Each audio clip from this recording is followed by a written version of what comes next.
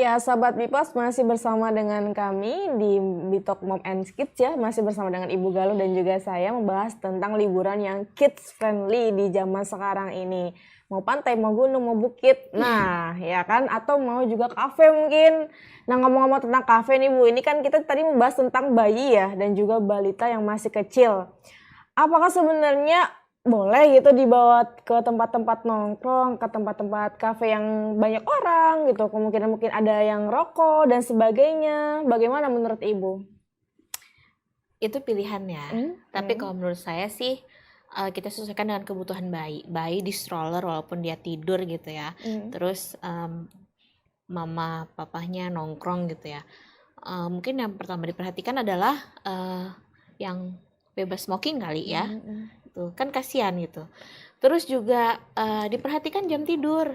Kalau misalkan mungkin sore atau siang nggak apa-apa kali ya. Tapi kalau udah malam, terus nanti kafenya makin malam makin rame. Nah, itu aja sih nggak kasihan sama babynya gitu. Kalau misalkan dia ke resto mungkin yang kondusif, ya nggak apa-apa diajak. Tapi kalau misalkan kan kadang kafe, resto juga beda-beda ya ritmenya, apa genrenya gitu. Jadi itu bisa bisa jadi hal yang bisa kita pilih kira-kira baby kita bawa ke sana aman gak sih gitu.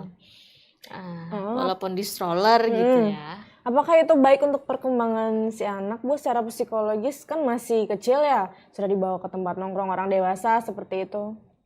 Kalau misalkan memang itu cuma makan, ya, saya rasa nggak apa-apa. Cuman tadi jam tidurnya gimana? Kalau misalkan itu malam kan otomatis itu mungkin dia jadi kebingungan ya jam biologis si baby nih yang harusnya dia jam 7 udah tidur, kok aku tetap dibawa keluar ya gitu. Atau mungkin dia akan ketiduran tapi dia kan ada suara-suara dan lain-lain gitu. Nah, jadi kalau menurut saya sih sekali lagi itu pilihan orang tua ya, tapi sebaiknya adalah kita ikutin rutinitas baby sehari-hari. Kalau misalkan dia jam 7 tidur ya berarti dia harus tidur. Kalaupun misalkan kita harus keluar dan membawa berarti benar-benar harus cari tempat yang benar-benar mungkin musiknya juga musik yang slow gitu ya. Bukan yang kayak kita nongkrong sama teman-teman yang teman-teman kuliah mungkin ya. Nah, itu.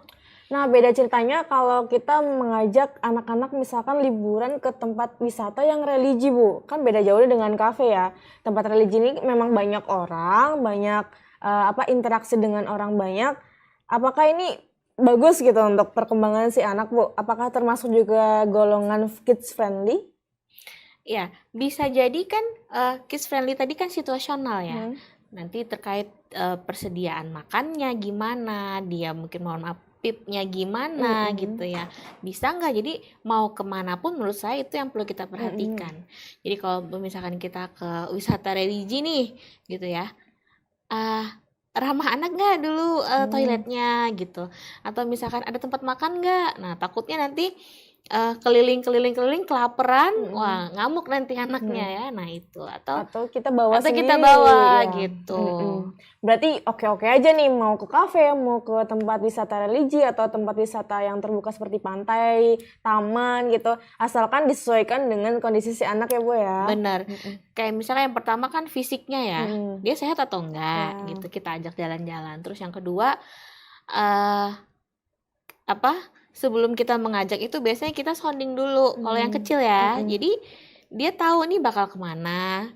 Terus juga saya bakal ketemu siapa itu anak udah siap gitu. Walaupun nggak kayak kita ya, nggak kayak orang dewasa ya nggak apa-apa. Cus aja tuh kemana gitu. Nah kalau mereka kan paling nggak mereka tahu kemana. Takutnya yang di kepalanya nanti ke yang mana, padahal sebenarnya kita ngajaknya kemana gitu.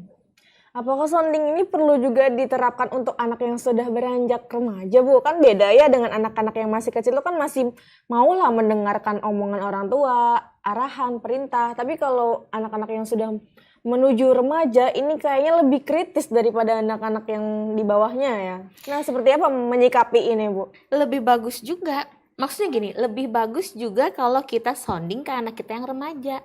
Karena dia lebih kritis, jadi dia bakal bilang iya atau enggak. Jadi kalau misalkan ke situ lagi mah ganti, kan kita bisa bikin opsi lain ya. Oh, kemana kakak maunya? Nanti jadi nego. Nanti kakaknya bilang gini, ke sini sini, terus sama mamanya, oh itu kan gini gini gini. Nah, kalau ke A aja gimana misalkan? Lebih bagus lagi. Berarti kalaunya anak yang sudah pertumbuhannya ke remaja nih malah justru lebih bagus Iya, ya. jadi kan lebih pingpong ya pembicaranya. Kalau anak yang kecil, yang mungkin 4-5 tahun, itu kita sounding biar dia ready, biar dia siap. Dia akan jalan agak jauh, dia akan jalan sendiri, mama nggak gendong atau papa nggak gendong gitu. Nah, kalau yang kakak malah lebih enak kalau kakaknya SMA. Nah, kita ke sini, terus katanya misalkan, itu keledai yang rami misalkan nih ya, jadi kakaknya. Nah, jadi kita bisa cari opsi. Tapi kalau misalkan kita di suatu tempat nih dengan si kakak, dengan si adik, awal-awalnya ini enjoy aja, tapi kakaknya lama-lama nih kayak males gitu. Apa sih gini-gini aja permainannya gitu. Nah, ini menghadapi ini gimana kehektikan itu kan? Nah, ya si kakak mulai tantrum. Nah, makanya kan kadang kita bingungnya ketika kita punya anak dengan usia gap yang jauh. Jadi misalkan kakaknya SMA, terus adiknya TK, otomatis kebutuhannya kan berbeda. Kalau misalkan kita ke taman yang lebih banyak untuk anak 4, 5, 6 tahun gitu ya, otomatis kakak kan paling duduk makan aja. Duduk makan, ngikut, liatin adiknya gitu. Nah, tapi kalau misalkan kita ke tempat yang mungkin kakaknya bisa masuk semua wahana, adiknya pula yang nggak bisa masuk gitu ya. Nah, jadi itu perlu dipertimbangkan dan mungkin bisa gantian ya. Misalkan tahun ini atau bulan ini kita ngajak adik ke sini. Nah, nanti yang kakak mau itu bulan depan atau minggu depan gitu. Nah, itu kan tergantung perjanjian orang tua ya gitu. Berarti lebih baik dibicarakan ya, membuat perjanjian antara si kakak dan juga si adik ya, untuk bergantian lah nanti bulan ini ke sini atau bulan depan ke sini gitu ya, sesuai dengan kemauan mereka. Iya, sama kayak misalkan gini, misalkan nih keluarga ya ngajak ke tempat A misalkan. Nah, ternyata yang bisa masuk wahana-wahana itu adalah si kakak aja, sedangkan si adik itu mau masuk tingginya nggak nyampe, beratnya nggak nyampe. Iya kan, usia nggak nyampe gitu. Misal masih 4 tahun, tingginya berapa, sedangkan di situ mau lewat entry-nya tingginya harus segini misalkan. Nggak bisa, nangis dia, ngamuk. Nah, tapi kalau misalkan ada yang khusus untuk dia, tingginya dia mungkin bisa diajak ya, dikasih pengertian bahwa kita tungguin kakak dulu di sini, nanti baru ada main yang itu misalkan. Iya. Nah, ini ada dampak-dampak nggak sih Bu bagi anak-anak ya yang misal diajak orang tuanya libur nih di lokasi ini nggak friendly gitu. Nah, ini dampaknya seperti apa secara psikologis? Kalau misalkan dampak ya, kalau misalkan kita mencari suatu fasilitas terus nggak ada, sebenarnya yang berdampak adalah ke orang tua. Orang tuanya pasti yang pusing ya. Karena kalau anak kan dia capek aja kadang tantrum kan, bukan tantrum sih, marah lah, cranky gitu ya. Nah, tapi kalau misalkan si ortu mau ngasih, anakku tuh harus di ruang menyusui, anakku tuh harus ganti popok di tempat yang proper gitu, dan itu tidak ada, itu yang bikin stres siapa? Mamanya kan, mamanya yang stres ya sebenarnya. Nah, jadi pentingnya kita tuh riset dulu, tanya dulu, cek dulu ada nggak ini. Nah, takutnya juga kita ke suatu tempat wisata yang ternyata airnya nggak mengalir gimana? Iya, mau aja susah ya. Gitu. Ya, terus misalkan nih tempat wisata yang tidak ada restonya, tidak ada tempat makannya, terus ada baby atau ada balita mau bikin susu yang kita bawa sudah habis, nah itu kan juga agak kesulitan ya. Berarti yang justru punya pemikiran yang banyak, lebih hektiknya mamanya ya dibandingkan si orang anak-anak. Tuanya ya, mama sama ayahnya sebenarnya. Kalau sih nurut aja ya, paling ya marah sedikit ya. Ya dia cranky, paling dia capek, dia lapar, dia ngantuk.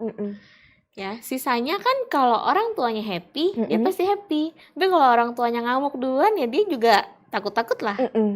Berarti ya itu kita harus ngomong yang benar-benar dengan si anak ya, jangan sampai kita juga rugi pikiran gitu kan, stres memikirkan dampaknya, kita aduh jadi pusing, nggak ada ini nggak ada itu. Iya, makanya gitu. pentingnya kita cek dulu. Cek tuh tidak harus ke tempat sana ya, bisa tanya teman atau bisa tanya flyernya atau bisa kunjungi webnya mungkin Testimoni ya. orang lah ya Bu ya. Gitu. Ada nggak akses ini akses itu gitu. Nah ini kalau soal wisata ini kan berhubungan dengan biaya ya Bu ya. Kalau semakin banyak anaknya justru biayanya juga semakin membengkak gitu.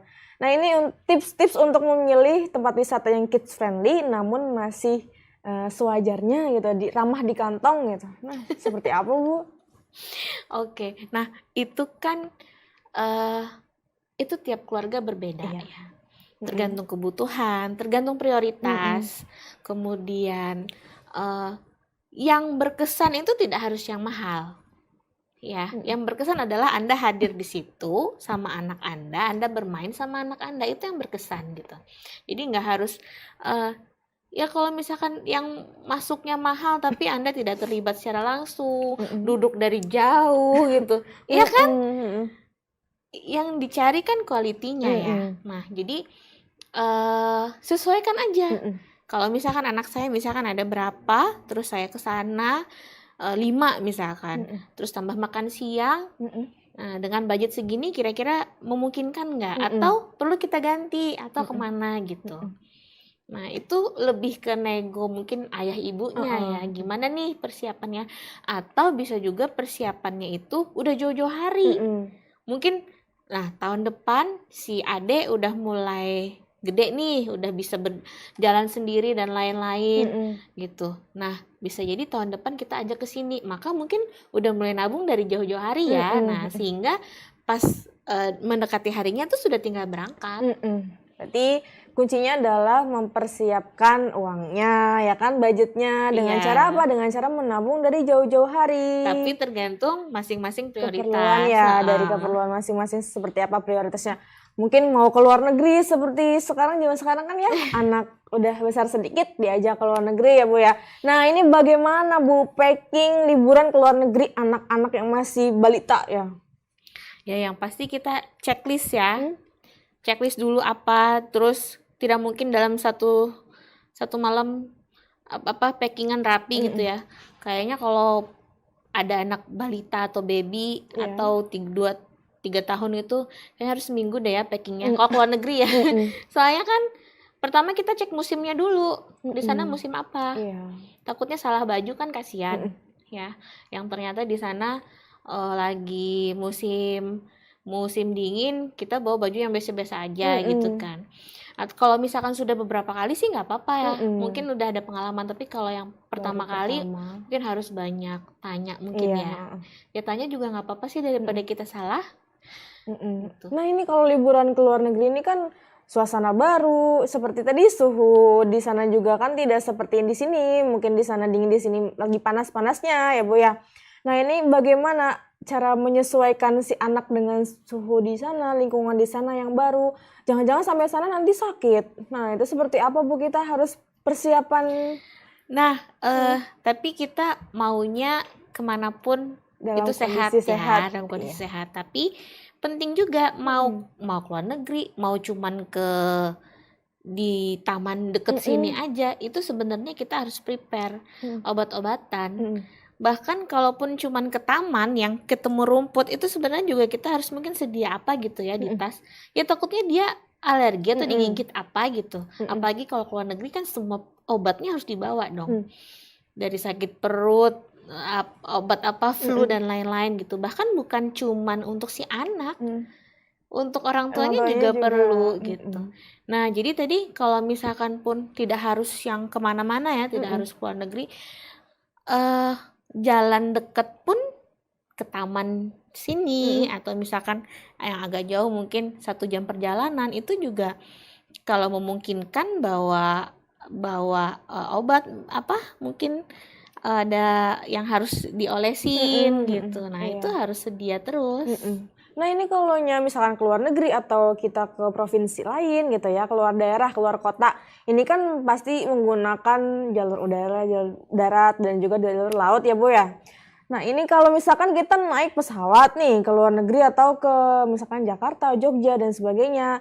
Ini kalau anak-anak masih balita, apa saja yang perlu disiapkan? Yang pertama tadi fisiknya, Ya. yang pertama dia sehat. Yang kedua mungkin perlengkapan. Perlengkapan tuh macam-macam ya, popok, ya kan, mungkin titernya kalau dia balita gitu ya. Terus snack, terus apa selimut mungkin kalau di pesawat ya. Iya. Terus obat-obatannya dia, salepnya dia. Terus apa makanan ya, snack tadi. Penting sih itu. Kalau tiba-tiba menangis di dalam pesawat yang masih lama gitu sampainya Bu, apa yang harus kita lakukan sebagai ibu? Ya kalau misalkan dia nangis itu kan kadang di luar kendali juga ya. Ya kita berusaha menenangkan anak kita dong. Cuman apa ya? Kadang ada situasi yang nggak bisa kita kontrol ya. Nah, pernah sepesawat sama baby yang menangis gitu ya. Ya kalau kita sebagai orang tuanya pasti kita mungkin gimana caranya anakku akan berhenti. Tapi kalau kita sebagai orang lain, ya mudah-mudahan kita bisa paham ya bahwa kadang ada suatu hal yang tidak bisa dikendalikan gitu. Entah dia takut bisingnya atau dia dingin atau apa, dan mungkin sudah segala cara dicoba oleh orang tuanya tapi tidak berhasil gitu. Berarti persiapannya itu tidak hanya menyangkut tentang popok dan sebagainya ya, tapi juga kesiapan misalkan mungkin mainan bawa yang biasa dipakai ya, atau gadget mungkin kan masih bisa digunakan selama tidak ada koneksi internet ya di dalam pesawat ya. Bisa dia pegang-pegang. Nah ini juga kalau nangis mungkin ya untuk orang-orang di luar sana yang naik pesawat dengan baby ini juga perlu dimengerti ya secara emosional. Kita juga repot gitu kan sebagai ibu gitu, tapi ya bagaimana harus tetap sampai tujuan gitu.